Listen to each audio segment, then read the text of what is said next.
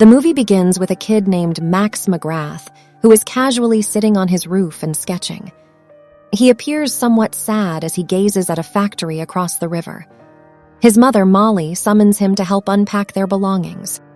She assures him that they won't move again and that this will be their new permanent home. Max responds with a hint of sarcasm, comparing it to their 9th new home. Every time he moves, it's not just a physical change of address, but also the emotional toll of leaving his friends behind and facing the challenges of being the new kid all over again. While unpacking, he stumbles upon an old family photo that includes his father. He inquires whether his father passed away in the factory visible from their house, which his mother confirms. Suddenly, a power surge causes the lights and TV to flicker. Once his mother leaves, Max notices some peculiar energy emanating from his hands when he positions them near the TV. The next day, Max rides his bike to school. He pauses at an eerie old N-Tech building. While there, he receives a text from his mother. However, as he attempts to reply, his phone malfunctions due to the strange energy from his hands. After this, he gets back on his bike and continues to school, narrowly avoiding a collision with a truck. Max loses control and falls harshly from his bike, hitting his head on the pavement. The truck driver hastily exits her vehicle and rushes over, hoping he's not seriously injured. She inspects him, and he lightens the mood by joking that he has a habit of getting into such accidents annually. She tells him to return to the same spot after school so she can examine his bike. Max arrives late for class and introduces himself to the teacher. Upon hearing his last name, the teacher questions whether he's the son of Jim McGrath. Max mutters an affirmative response, and this revelation takes the class aback. The teacher comments that his father was a highly respected man. After class, Max finds a newspaper clipping about a science hall dedicated to his father, Jim. This upsets him, and he clenches his fists. Unbeknownst to him, the odd energy phenomenon occurs again. After school ends, Sophia, the girl who had almost hit him with her pickup earlier, offers Max a ride to her house and assists him in repairing his bike. Max thanks Sophia, maintaining deep eye contact. Later, he arrives home and meets Miles, a former colleague of his father's. Miles is there for dinner. During their conversation, his mother reveals that it was Miles who persuaded her to move back to their town, Copper Canyon. It turns out that Miles runs a company called Ent-Tech. He shares with Max that he was present on the night his father had his accident, the night his father died, and that he attempted to save him. Over at Ent-Tech, a device they're working on starts glowing underwater. The scientists in charge begin investigating. Suddenly, the water ascends into the air, forming a crystalline web that resembles chemical structures around a drone-like robot named Steel. The scientists hit the panic button and summoned security, believing the containment chamber had been breached. A team of armed men arrive and are instructed to prevent the entity from escaping. However, it has already broken out of the containment chamber. The robot, Steel, outwits all the heavily armed men and exits the building. At Max's home, he's deeply disturbed by the revelations about his father, and then the power goes out. Max heads to the basement and resets the circuit breaker to restore the lights. Upon returning to the dining room, he eavesdrops on a conversation between his mother and Miles. His mother expresses concern that Max is still young and may not be ready to handle the truth about his father. Max begins to investigate his father's true fate. He watches videos online, but his computer suddenly shuts down without warning. Frustrated, Max attempts to restart it, but his hand emits a strange, glowing blue energy. He tries to smother it with a pillow, but the energy persists when he removes it. He commands it to turn off, and it complies. Max realizes he can control this energy, turning it on and off at will.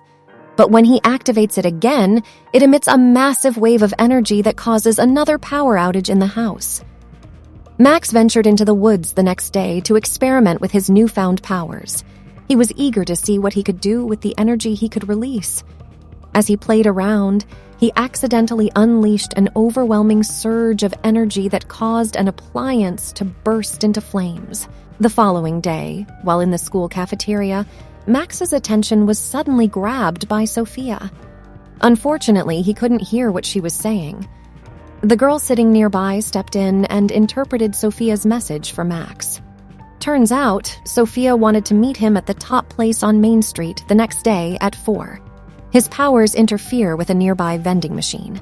Suddenly, soda cans spilled onto the floor, and other students eagerly scrambled to grab them.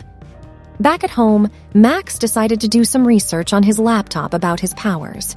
He made sure to wear rubber gloves to prevent any electrical interference. Frustrated with his lack of progress, he asked his mother about his father. Max expressed how everyone in town seemed to know more about his father's fate than he did. His mother sympathized, but explained that she wanted to keep things simple for him. Little did they know, an unknown entity was tracking Max and detecting his energy outside their home. Max hopped on his bike the next day and headed to the Tate's joint. Unbeknownst to him, the mysterious entity continued to track his every move and the energy he emitted. As they chatted, a connection began to grow between them. Sophia revealed that she knew about Max's secret, making him nervous. However, she only meant that she had noticed him around school, but noticed he wasn't part of any friend groups. She wanted to show him around town and asked for his number. Unfortunately, her phone wasn't working. And suddenly, Max was overwhelmed by a rush of energy. Feeling the need to regain control, Max excused himself and rushed to the bathroom, but instead of regaining composure, he found himself in a state of panic. His powers spiraled out of control this time, and his chest emitted glowing blue energy. Apologizing quickly to Sophia, Max hopped on his bike and fled from the restaurant. He pedaled into a nearby forest and continued on foot. At this point, the pain became unbearable, and beams of electricity shot out of him and into the sky as he screamed in agony. The following day, Max awakens in bed, finding comfort that his strange abilities have ceased. Noticing burnt holes in his bedding and shirt and a series of wounds on his torso, he's utterly baffled. What confounds him even more, though, is the emergence of a drone-like entity that not only speaks English, but also seems to know his name. When Max queries it, the entity reveals it's a silicon-based parasite lifeform and has been named Steel by an unknown source. It asserts its purpose is to guard Max against any impending danger. Steel then starts to explain something about an energy unique to Max.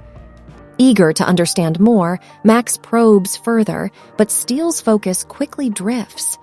When Molly hears some noise and comes to find out what's happening, Max quickly hides Steel in a laundry basket.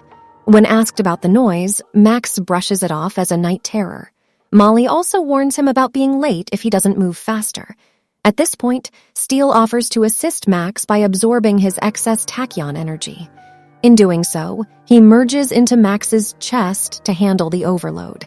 As they continue discussing this in the forest, Steel clarifies that he sustains himself off Max's surplus tachyon energy. Without this absorption, Max could explode, a risk that was narrowly averted the previous day thanks to Steel's intervention. While conversing, they spot a black SUV, and several armed men disembark and advance toward them. Max cautions Steel that if they are found, particularly Steel, as an extraterrestrial being, they'd be subject to dissection. When the men overhear their conversation, Max and Steel makes a quick escape on his bicycle.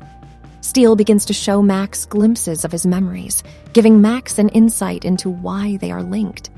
When Max questions what an ultralink is, Steel describes them as destructive forces that wreak havoc on worlds. Eventually, they reach school, where Max keeps Steel concealed in his backpack. Yet Steel refuses to maintain silence, leading to curious looks from his classmates as he engages in seemingly one-sided conversations. Upon encountering Sophia, she questions him about his abrupt departure from their date. He defends himself by stating he had a severe headache and assures her he'll make it up to her soon. Max then inquires if Steel possesses more memories that could shed light on why they are being pursued by armed men. Steel responds by revealing that they had been attacked by Ultralinks in the past, which inevitably seemed to find and target them. So here's the deal. Steel lets Max in on a little secret that these Ultralink dudes can play around with elements and stir up storms. Max gets a crash course on his power upgrade in an old, deserted N-Tech building. Steel gives him the lowdown on how they can make a sweet combo using this thing called Tajin energy to juice up his physical skills. Max starts to get a feel for his new speed and strength as Steel hammers home the importance of battle strategy. Max also learns to leap across floors somewhat like a human grasshopper, which is astonishing. Steel then provides comprehensive information about what happens when they synchronize. Max receives an impressive suit of armor that appears as though it stepped right out of a comic book. Additionally, the moment Max wears the armor, he gets a glimpse into Steel's mind, like an odd movie night featuring many images of his father. It's a difficult revelation when Steel discloses that the tornado that claimed his father was the work of the Ultralinks. Max decides he needs to have a serious conversation with a man named Miles. On his journey there, he nearly collides once more with Sophia's truck. Amid their casual conversation, Steel warns him of impending danger, and Max spots a suspicious SUV in the distance. He dashes off, deciding to separate from Steel in a nearby alleyway, with Steel providing a necessary distraction. Sophia then appears and blocks Max's escape route. Things become awkward, but Max persuades her to ride him to Entech, claiming he lacks directions. During the ride, Max talks about losing his father when he was just a child, and how returning to town stirs up various emotions in him. Sophia and Max have a genuine moment of connection, and he suggests they should spend some relaxed time together in the future. At Entech, they are welcomed by Miles. Max pulls Miles aside for a crucial discussion, but the older man remains rather reserved. Max mentions his father's dream of a device that could harness energy for humanity's benefit.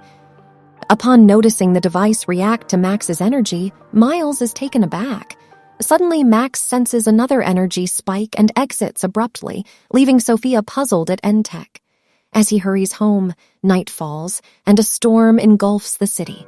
It appears the Ultralinks have returned. Max seeks refuge near some railway tracks. He encounters a woman with car issues and assists, literally powering up her vehicle with his energy.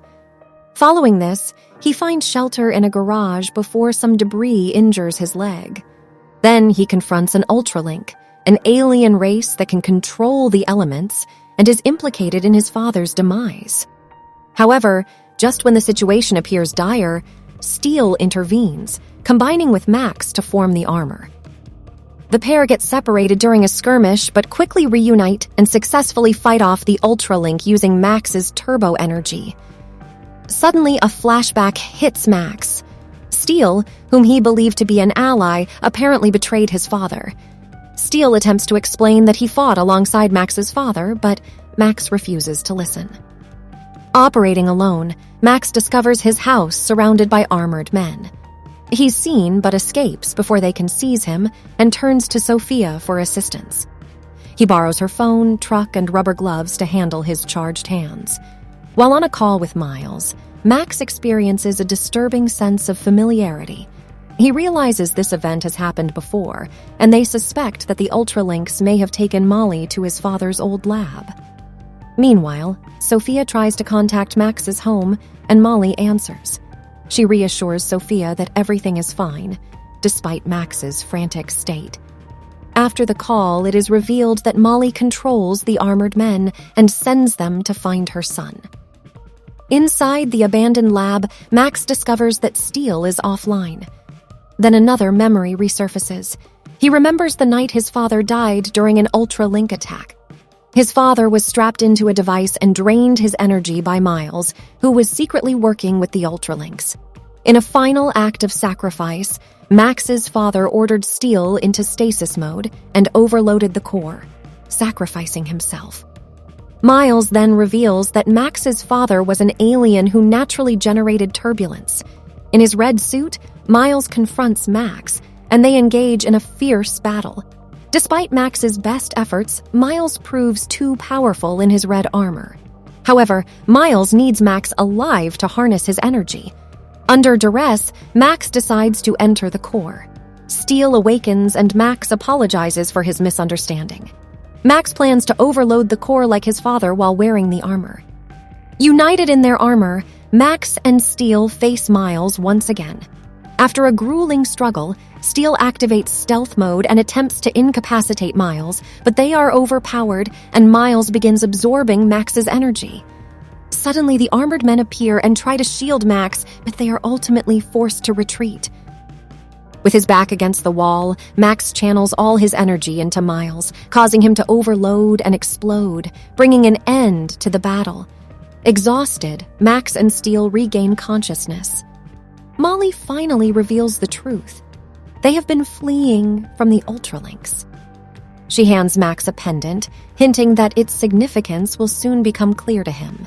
Steel uses the charm to project a 3D star map left by Max's father. To reconcile with Sophia, Max gives her a drawing he made of her and thanks her for believing in him. The story concludes positively, with Max and Steel enjoying a ride in their armor.